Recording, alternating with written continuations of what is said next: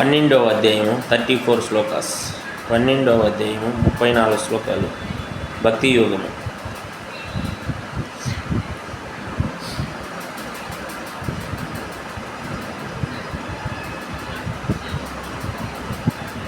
ఓం అజ్ఞానమేందస్య జ్ఞానాంజన శలాకాయ చక్షుర్మిలితం ఏం తస్మై శ్రీ గురవే నమః. అర్జున 12వ అధ్యాయము భక్తి యోగము. అర్జున ఉవాచ. అర్జునుడు అడిగెను, నీ భక్తియుక్త సేవలో సదా నిమగ్నైన వారు మరియు అవ్యక్త నిరాకార బ్రహ్మను ఆరాధించువారు ఇరువురిలో ఎవరు మిక్కిలి పరిపూర్ణులుగా భావింపబడుదురు? శ్రీ భగవాన్ వాచ.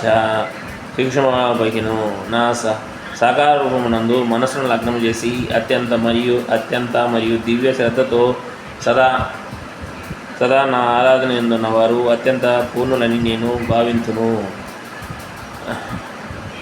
3-4 శ్లోకాలు. 12వ అధ్యాయము భక్తి యోగము. అన్ని ఇంద్రియములను నిగ్రహించి మరియు అందరి ఏడా సమభావం కలిగి అందరి హితము కొరకు పనిచేయుచు ఇంద్రియాతీతమును సర్వవ్యాపకమును అచింతమును మార్పు లేనిది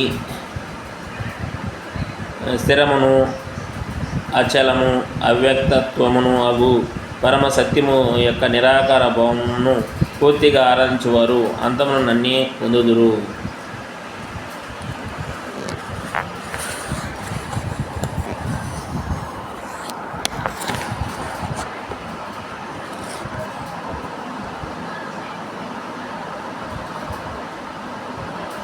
ఐదవ శ్లోకము. భగవద్గీత భక్తి యోగము. పరమ పురుషుని అవ్యక్త నిరాకార తత్వమునందు ఆసక్తమైన చిత్తము గల వారికి పురోగతి అనునిది మిగులు క్లేశకరము. ఆ విధమున ప్రగతి సాధించుట దేహదారులకు ఎల్లప్పుడూ అతి కష్టమే. 12వ అధ్యాయము భక్తి యోగము. 6-7 శ్లోకాలు. కానీ ఓ పార్థ, సర్వకర్మలను నాకు అర్పించి అన్య చింతన లేక నా భక్తులై మనసును నా యందే లగ్నము చేసి సదా నన్ను ధ్యానించుచు మనసును నాపై స్థిరము చేసి భక్తియుక్త సేవలు నన్ను ఆరాధించడి వారిని శీఘ్రమే జన్మమృత్యు సాగరం నుండి ఉద్ధరించును.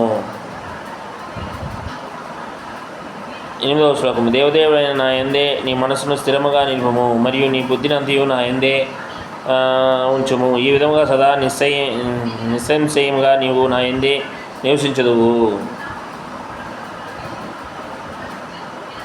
9వ శ్లోకము. 12వ అధ్యాయము భక్తి యోగము.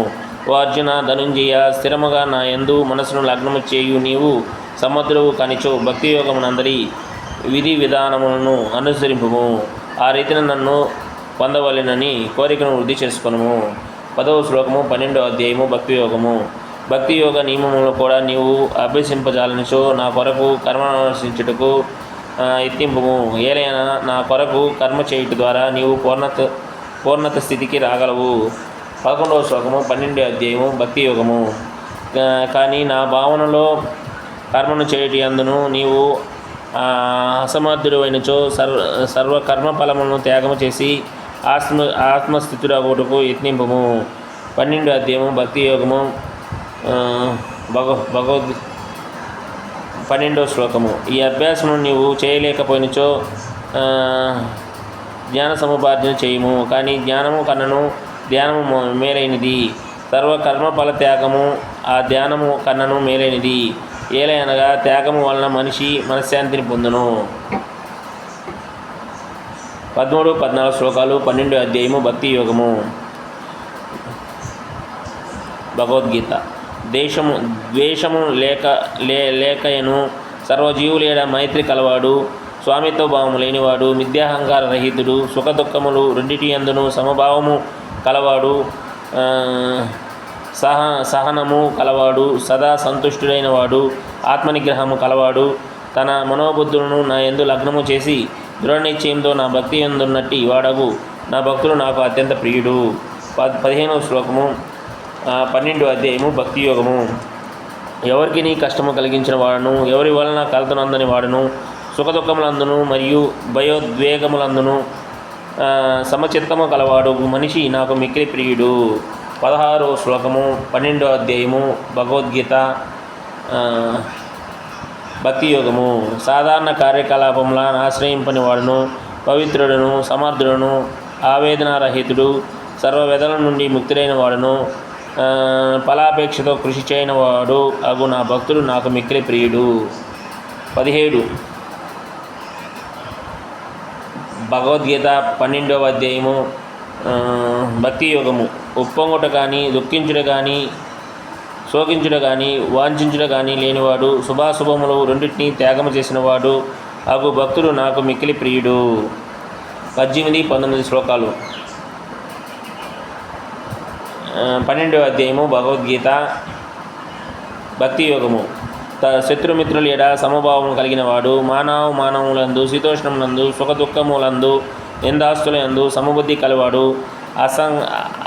అసత్సంగము లేనివాడు, సదా మౌని అయినవాడు, ఏదైనా సంతుష్టి నందనివాడు, గృహ వసతి కోరనివాడు, జ్ఞానమునందు స్థిరమైన వాడును, మరియు నా భక్తి యొక్క సేవ ఎందున్నవాడు యగు మనిషి నాకు అత్యంత ప్రియుడు.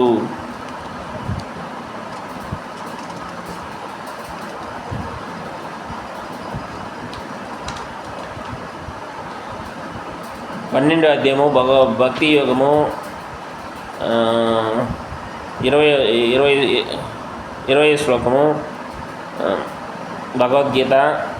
ఎవరు నాశనం లేని భక్తికి సేవా మార్గంను అనుసరించుదురో, శ్రద్ధతో పూర్తిగా సంలగ్నులై నన్నే పరమ గమ్యముగా చేరుకొనుదురో వారు నాకు మిక్కిలి ప్రియుము.